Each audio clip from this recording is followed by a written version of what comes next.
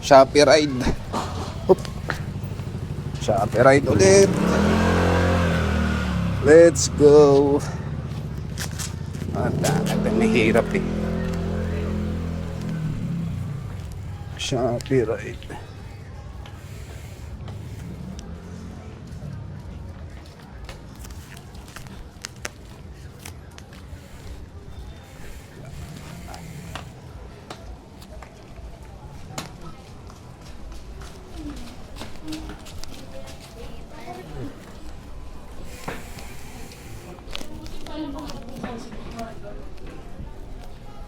Drop tayo ng Shopee. Parcel. Drop tayo ng parcel.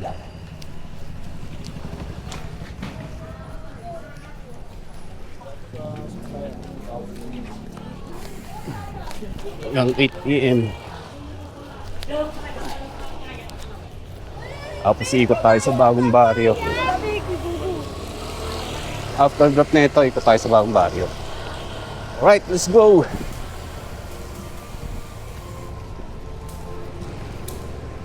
Dahil isang linggo nang nag-uulan. Walang ride.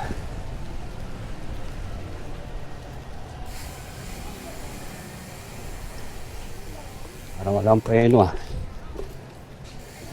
Kailangan preno. Likod ko. Hop. Walang preno. Bawal na magyakot.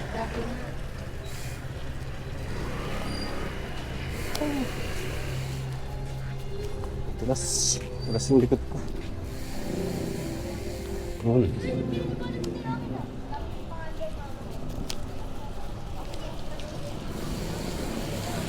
Alright, meron na.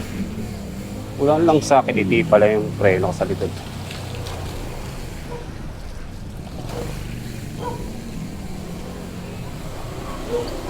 Kalitaan ko kayo pag nandun na akong face. Stop recording. Okay, malapit na tayo guys. Dating uwi. Drop ng parcel. Tapos ikot. Testing natin yung pure video na ito. Itong camera nito, kung malinaw. Tingnan ako.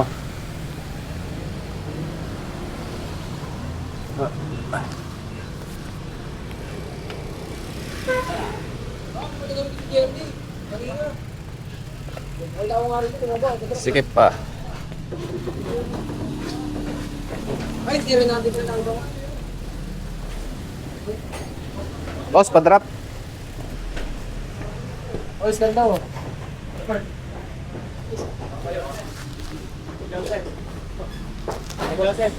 Oo, isa lang.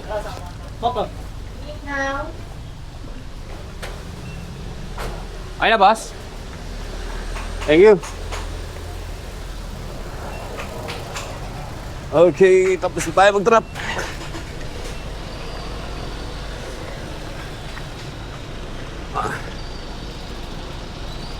Ikat tayo.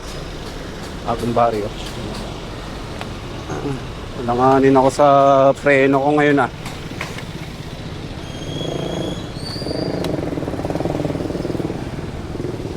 Asan?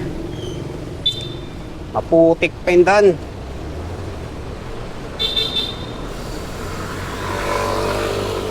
Sino ah?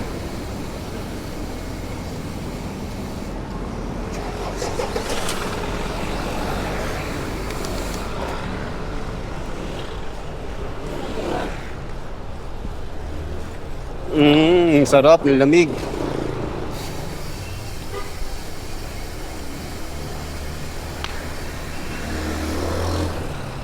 Ano yung langit ah. Walay na oh. Walay na yung langit.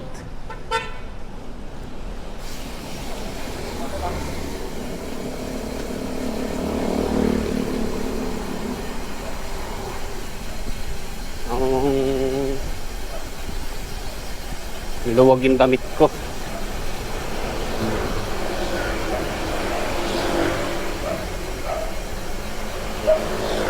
Sarap, lumig.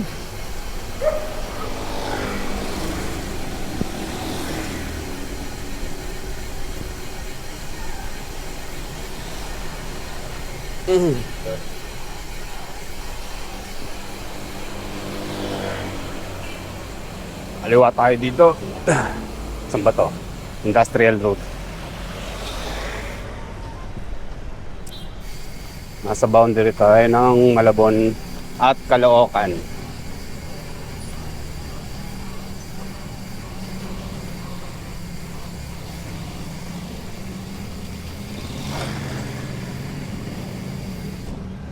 Dito, laging binabaha eh. Ngayon, okay na eh. May nagawa rin naman yung flood control ng mga LGU at national government. Hindi naman perfecto yung mga yan eh. At least, binabaha, pero mabilis sumupa. Yan ang importante. Hintay ka lang kahit na 1 hour 30 minutes ganun. Pero kung mga 3 days na, bangsapan na yun, doon kayo magreklamo. Pero sa ngayon, nakikita ako. Ngayon, dito bahain dun. Sa yung dinaanan ko. Wala nang baha. Ipon lagi tubig alan dun. Okay na eh. Sarap na daanan eh. Kaso, pinaparkingan. Ayun ang pangit dun eh.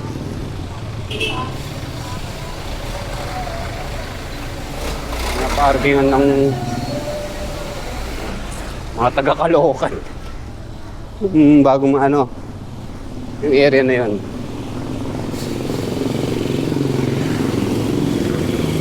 Dito tayo, Reparo, bagong baryo.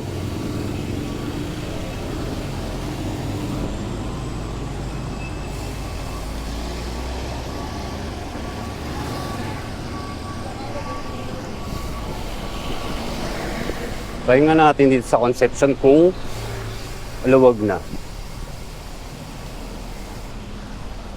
Dito tayo. Concepcion.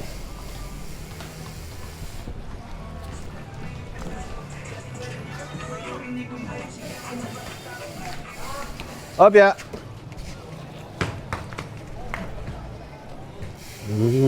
Huwag mo nga dito.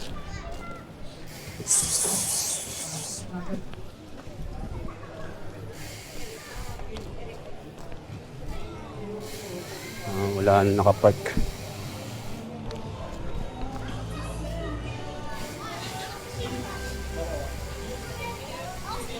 Here's the thing.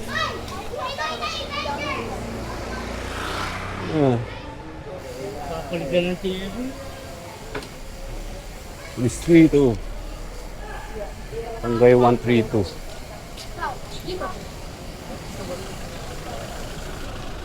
Ang meron dito? Ganun. Wala. Sasakay lang. Wala. Mahirap. Malawag nga yung kalsada. Ang dami naman tao. Kalsada.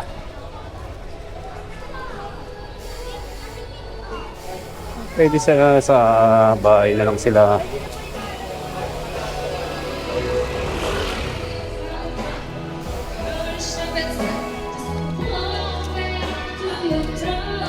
Di ba?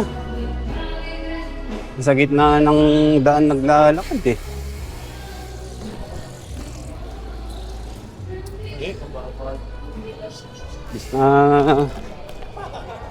Ang bugog eh. Wala eh, nakapark pa rin. Mga matitigas na yung niyan. May kapit sa barangay. Joke lang. Paano tayo? Concepcion. Ikot ko lang kayo.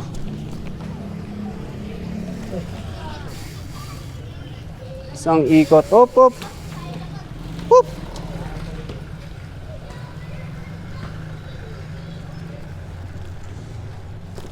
Isang ikot.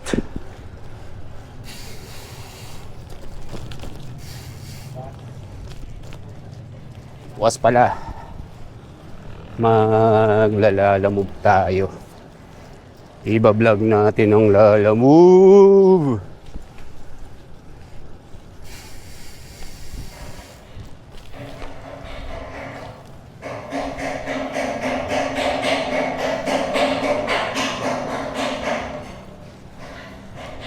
Ano, ganda ba ang kuha ng Insta 360 Go Ultra Pro?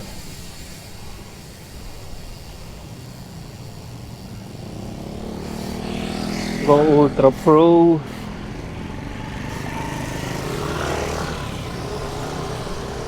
Pure video.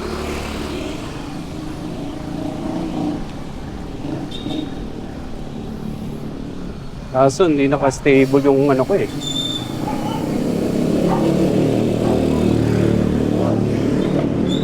Chest mount ko eh.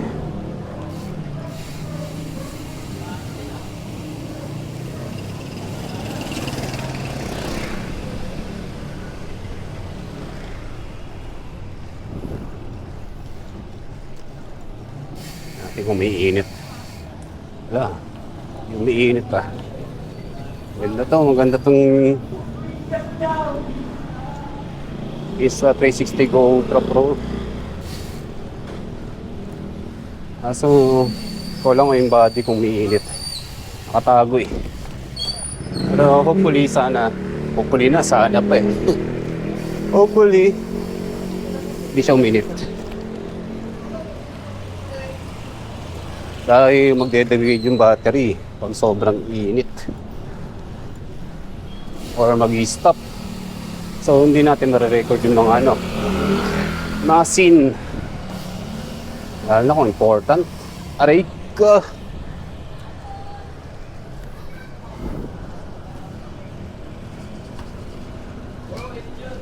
Dito na. Tirad pass pala tayo, guys. Tirad pass. Salubong si Kuya.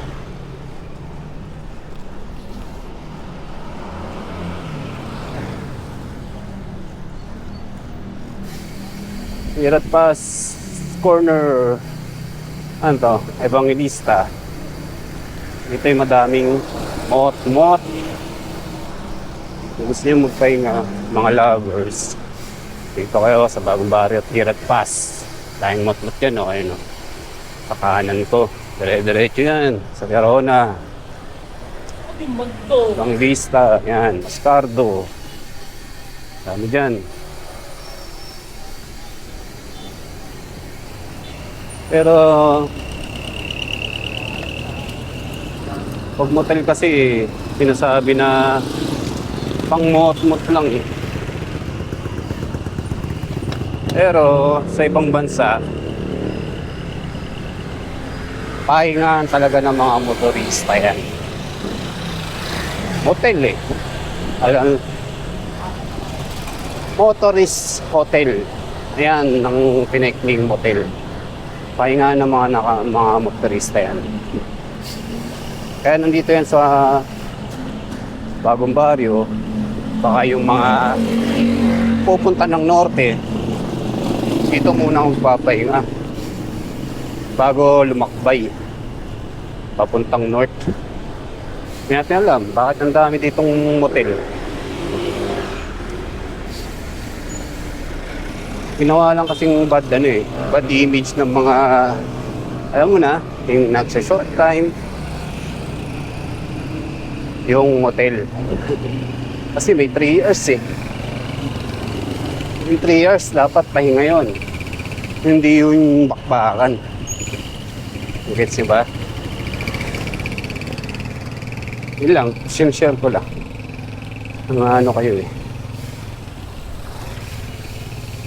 Dito na tayo sa Pote. Kakaliwa tayo dyan. Jesus. Para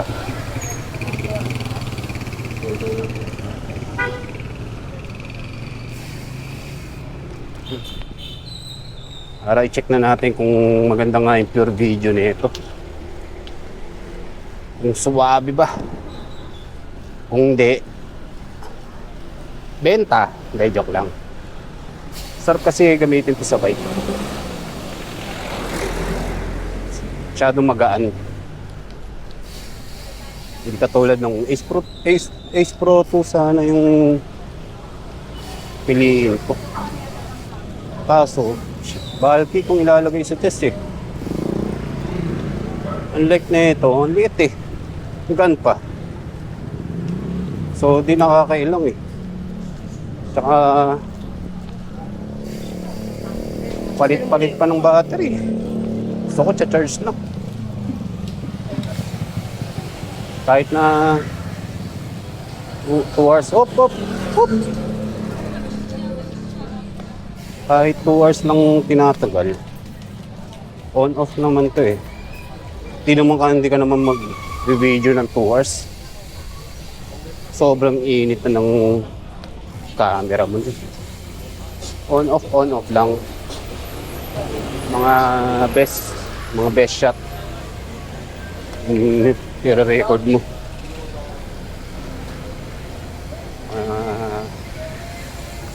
Kung magsasalita ka lang ng kung ano-ano. Yun lang. 2 hours, matagal na yun ha. Tapos kung 2 hours, pwede mo i-charge sa flash drive. Ay, sa flash drive tuloy.